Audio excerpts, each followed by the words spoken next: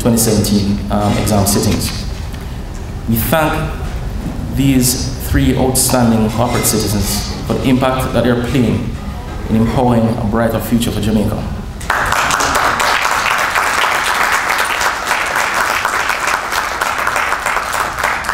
It is important to point out that following the intervention of the Ministry of Education and the National Commercial Bank over a decade ago, the number of students sitting CSEC exams in Jamaica reached as high as 84,000 in 2012.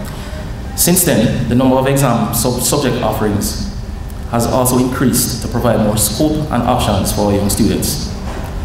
Sadly, there has been an unfortunate decline in the number of candidates sitting CSEC exams. In fact, just over 66,000 candidates sat the exams in 2016, and I believe we have a similar projection for this year. So that's almost a 20,000 student decline in just 4 years. While the reduction in the birth rate over the last decade may have contributed to the lowering of these numbers, there is no doubt that the high cost of sitting examinations is also a major prohibiting factor. Although, as previously stated, the government the government is desirous of maintaining the commitment to Jamaican students. More private sector partnerships in assessing, in subsidizing examination fees would enhance the continuity of this initiative, either through sponsorship of the core subjects or those specifically related to the lines of business that our corporate partners practice. Such partnerships will, of course, build on the core competencies of our country's human resources, and at the same time enable many students to sit their exams and take the critical steps they need to build their future. The total cost for Jamaican students to write CSEC and CAPE examinations in 2017 is close to $1.5 billion. Just over 400 million of that amount will be paid by the Ministry of Education with contributions from JPS, NCB, and the Spanish Jamaica Foundation. So again, why contribute? Because it is a win-win-win position. The children will be able to take that vital step towards becoming qualified future additions to the workforce. A richer pool of human resources will emerge to contribute to both the private and public sectors. And Jamaica's future will be brighter as a result of a trained and certified workforce. We're inviting many more partners to come on board and to help many more young Jamaicans realize a positive, self-fulfilling prophecy of academic and professional success, which will benefit all. In the packages provided, there is a detailed breakdown of the cost of exams by subject attached for your perusal, and hopefully interest for contribution.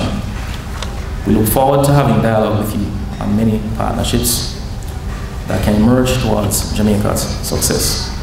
Thank you all.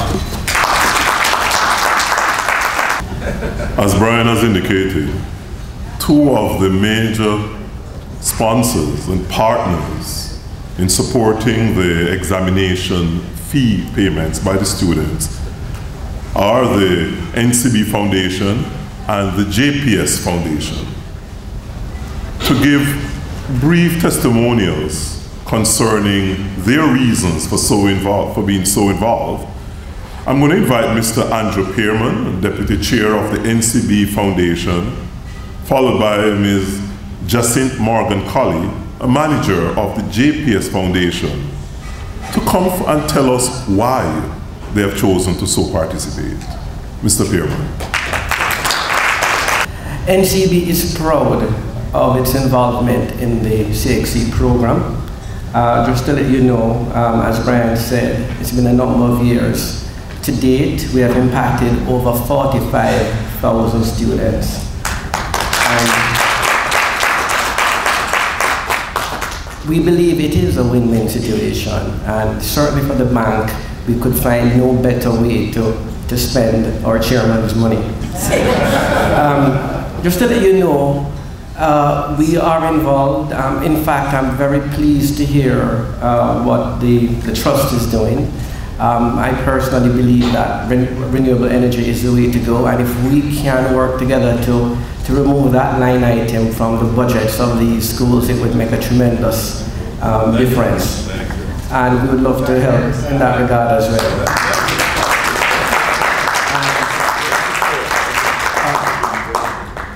Just to let you know as well that this year and last year as well, over 70% of the funding of the foundation goes towards education, Minister.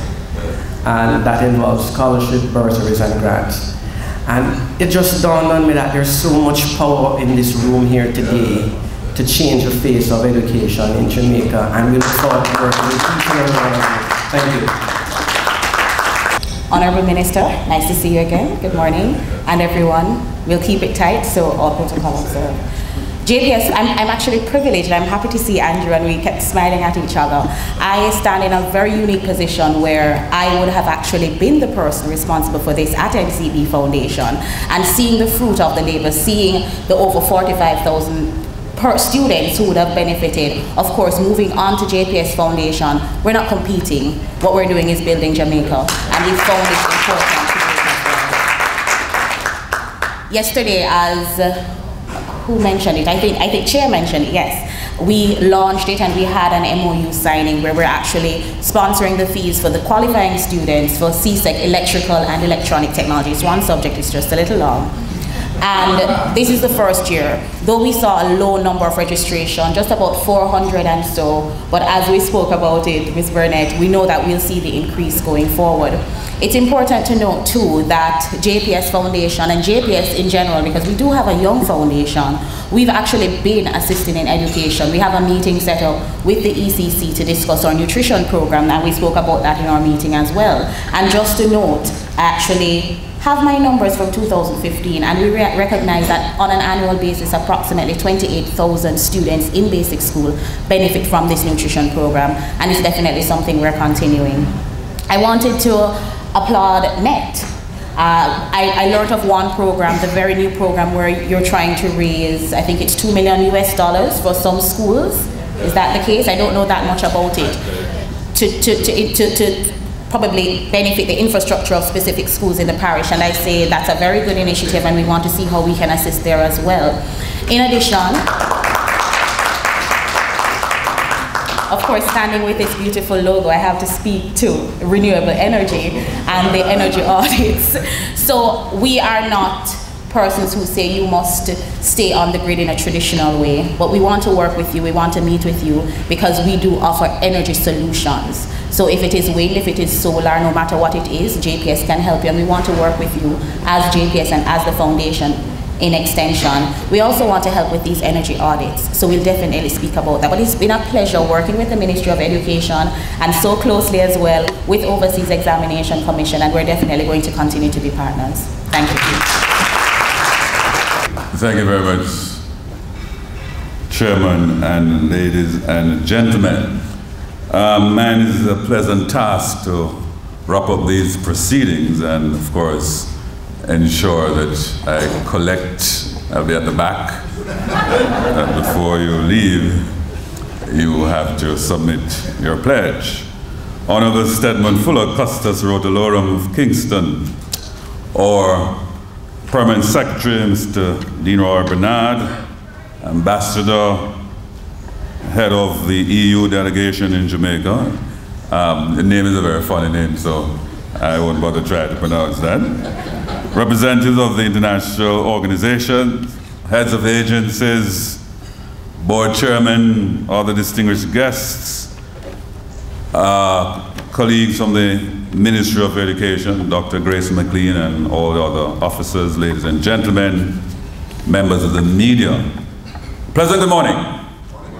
You know, I'm pretty excited because I see a lot of big money people here in the room this morning, and it reminds me of a recent sojourn I had at a particular place where the agreement I had was that I will run the institution and you give me all the money I need. And you know, that partnership was very successful.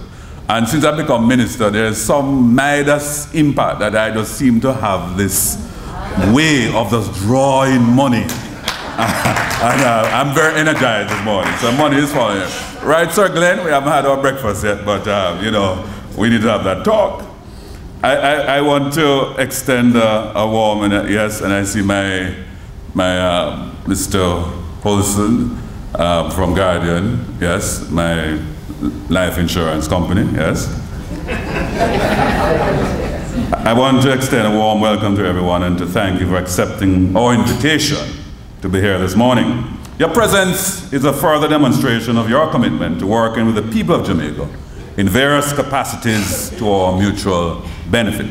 Today is the meeting organized by the Ministry of Education, Youth and Information through the National Education Trust Net and, of course, the Overseas Examination Commission is aimed at enabling us to share information on some of the projects being implemented in Jamaica's education sector, as well as to highlight some of the needs and priorities for which we seek your support. Ladies and gentlemen, we also have before us for consideration a very important initiative. It is one that will have a far-reaching impact on our nation's children and indeed the future of our country. Let me provide a bit of background. In your estimates of expenditure tabled in the House of Representatives in April of this year, and finally passed on the last day of May, I recall, the second largest slice was for education, and it's a combined capital A and capital B of $2.8 billion. But I just want to point out that in regards to capital A, which is the infrastructure side, under the recent IMF program, that was slashed significantly. So the last fiscal year, and for a while, they only had about $525 million to play with, which was to build 100 schools and to fix up all the infrastructure. That can't even build one school. And although we got an increase up to 1.236 billion for capital A, that still is grossly inadequate. In fact, we really need at least $3 billion on the capital A side. So we're way, way off the mark. Just 2004, we haven't really improved that significantly beyond 2004, where the task force report, Dr. Rebecca Tortello, we had 50% of all the schools that were in disrepair. And we haven't really been able to fix all of that. So I'm just giving you the sad background and context in which we are.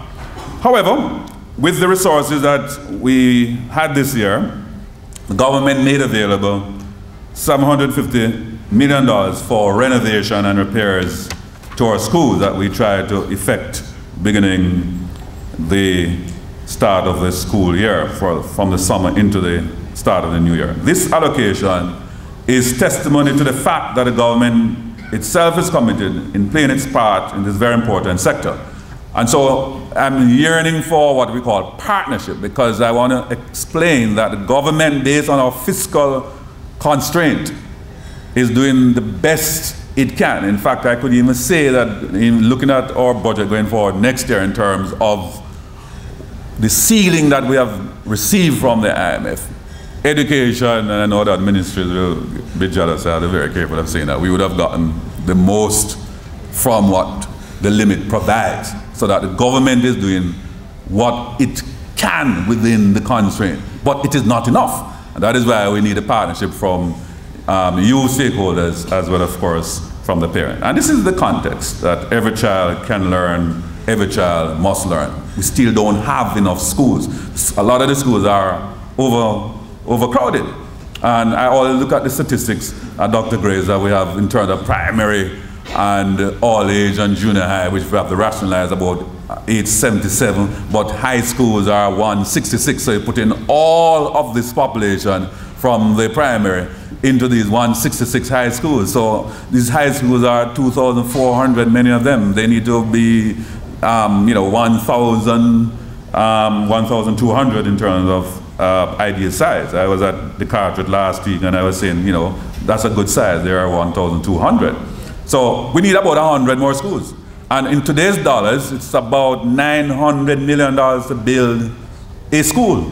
So I have no money at all in the budget to build a school, PS, I would need NET, which is their mandate. So I had to now put the fire behind chairman and the board that it's not about just using the little money that the government is providing, but you have to go out into all the world and bring in the lucre, bring in the money, so we can build our school infrastructure so that every child can learn, every child must learn. In fact, let me just declare also that the philosophy now is that we don't want any unattached youth. We don't want any child to be exiting the system very early. They need to remain as long as possible. This is why we're extending the opportunity deliberately beyond grade 11 to say that even those students who don't qualify to CSEC at grade 11, they must not see themselves that that's the end of the road in terms of their educational opportunity. We'll give them further opportunities through the CAP program where they can either do their CSEC subject or redo, do CAPE, do alternate occupational certification programs so that they will be qualified for the world of work eventually or move on to higher education. That is why we need more capacity, more facilitation, not less. Many of our schools, however, are faced with multiple challenges. These range from poorly maintained facilities to broken down equipment, and in some places students are exposed to natural elements. There are cases of porous roofs, inadequate toilet facilities, no perimeter walls. All schools are calling for perimeter walls for security. Infestation of insects, including wasps, and of course, we don't like them, termites. You like termites? They're very destructive. And you know what they do to schools and buildings. Some teachers' cottages are in a terrible state of disrepair. So we don't take care of our teachers, they won't be able to take care of our students.